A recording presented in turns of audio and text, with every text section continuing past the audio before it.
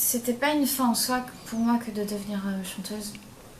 Puisque en fait je viens d'une famille assez modeste avec une maman au foyer qui a pas forcément voulu en fait qu'on ait des métiers un peu instables comme celui de chanteur, mais plus quelque chose qui nous, en tout cas qui soit plus fixe et qu'on fasse pas mal d'études, tout ce qu'elle n'avait pas fait elle.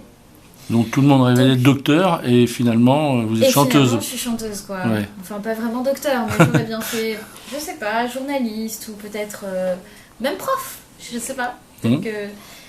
Donc, petite, j'ai commencé la musique, ça a été une passion, c'est-à-dire qu'à l'âge de 12 ans, j'écoutais que de la musique classique, j'ai commencé le piano.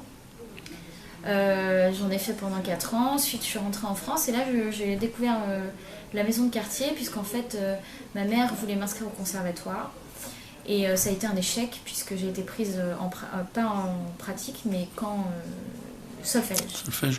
Mais à 12 ans en plus c'est un peu tard déjà pour entrer dans un conservatoire. Alors non, j'étais encore plus âgée que ça puisque j'étais en Afrique noire à l'époque quand j'avais 12 ans, donc je suis rentrée en France à l'âge de 15 ans. Oui, donc là, donc c'était très tard et en pratique, voilà, c'était pas possible. Donc je me suis rattrapée sur la maison de quartier où là j'ai fait mes débuts avec des groupes qui n'étaient pas connus, où je chantais, j'écrivais. On nous apprenait un peu l'histoire de la musique urbaine puisque ça a été mes premiers amours, on va dire. Et vous avez chanté à une fête de la musique au Mans? Oui. C'était votre première scène grandeur nature, ou si grande du moins? Ouais, c'était la première scène. Et c'est impressionnant? Bah ouais, c'est...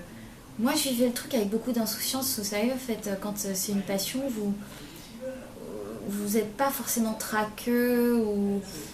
Je sais pas, il y a un truc... Décontractée, insouciante? Mais complètement, en fait. Il fallait que je le fasse, parce que pour moi, c'était un véritable exutoire. Ça m'apportait beaucoup. Et voilà, donc j'ai toujours fait un peu comme ça, sans faire attention et sans calcul.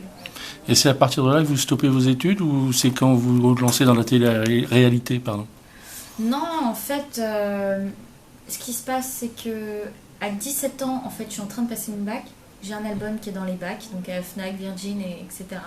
C'est assez marrant d'ailleurs, parce que du coup, je suis un peu moins dans la galère, je commence à gagner ma vie et j'en fais profiter les copains. Ensuite, j'attaque une prépa lettres supérieures, donc toujours dans mon lycée au Mans. Et après cette année de prépa, je vais pas jusqu'en Kine, c'est-à-dire la deuxième année, parce que je peux plus, quoi. Parce que je sors un deuxième album et que ça marche bien, que je suis en tournée. Voilà un peu les débuts. Graines de Star, bien sûr, qui était le télécrochet de l'époque avec Laurent Boyer, m'a aidé.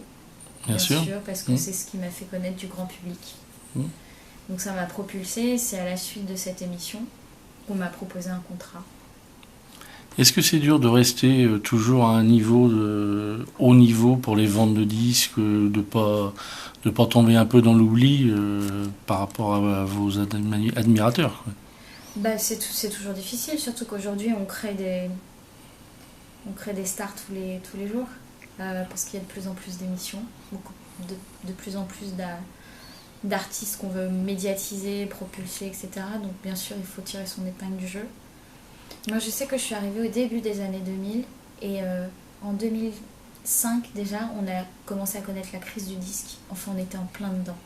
Donc on a vu nos ventes physiques, c'est-à-dire dans les magasins, dans les commerces, même dans les grandes surfaces d'ailleurs, complètement chuter. Et c'est vrai que les maisons de disques ont leur part de responsabilité parce qu'elles n'ont pas prévu la tempête, quoi. Elles le savaient, mais elles ont attendu que tout soit détruit pour réagir. Mais il était déjà trop tard. Quand vous parlez de star, vous ne vous affichez pas comme star, justement. Vous dites que vous n'êtes pas une star. Ouais, parce que j'aime pas ce mot. Je trouve que...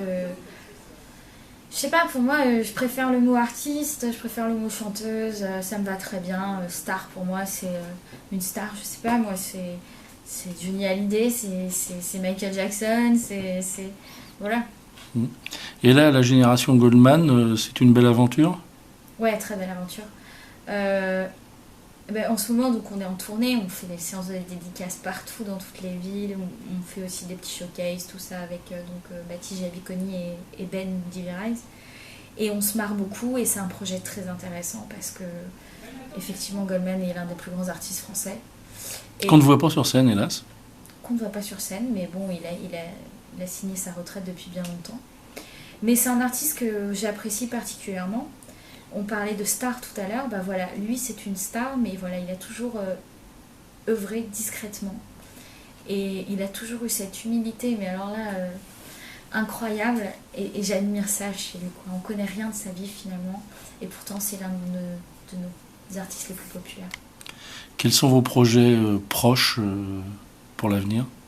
Alors la tournée, parce que c'est vrai que j'ai fait un album pour la scène, enregistré avec des vrais musiciens. Donc là on va partir en tournée, on est en train de répéter en ce moment. On va avoir quelques dates, d'abord organisées par les mairies, et on annoncera ça sur le site officiel et les réseaux sociaux. Et je pars qu'avec des femmes, voilà, sur scène. C'est-à-dire que je vais avoir une batteuse, une guitariste, une claviériste et des choristes. Une tournée qui passera par Nantes? J'espère bien. En tout cas, voilà, c'est pas très loin de chez moi, donc Voilà. j'espère bien faire honneur à la région.